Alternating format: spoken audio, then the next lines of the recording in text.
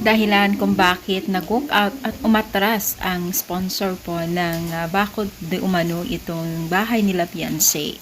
So yan ang ating pag-usapan. So bago natin pagpatuloy ang ating pag-support today's video, kung bago ka pa lang sa aking channel, please subscribe po, like, and pakit na rin po natin guys ang notification bell upang ma-update po tayo tuwing ako po nag-upload sa mga viral and trending video.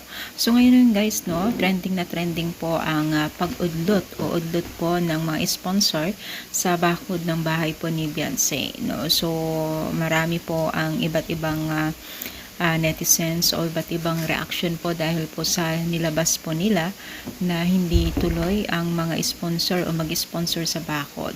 So iba-iba po kasi or hindi po kasi nagkakaintindihan na naman ngayon ang mga ilan na supporters or sponsor, no, dahil po sa mga bagay-bagay daw di umano na nakikita nila at narinig sa mismong sa Team Kalingap, no. So nagdadalawang isip di umano ang mga netizens or mga sponsor.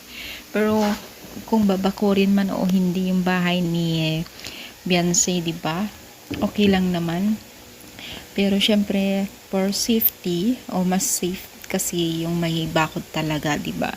Pero kung tutuusin, napakaganda na yung bahay. Kumbaga, kung tutuusin, talagang ayos na kahit walang bakod. Ang importante, may tirahan at hindi nang basta-basta yung tirahan nila. Milyon yan, di ba? Parang si Beyonce lang talaga ang naging milyon ang bahay talaga niya, no?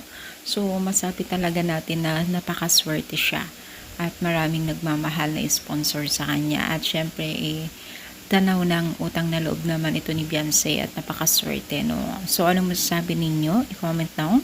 Palike po ang ating video. Thank you and more power. God bless all.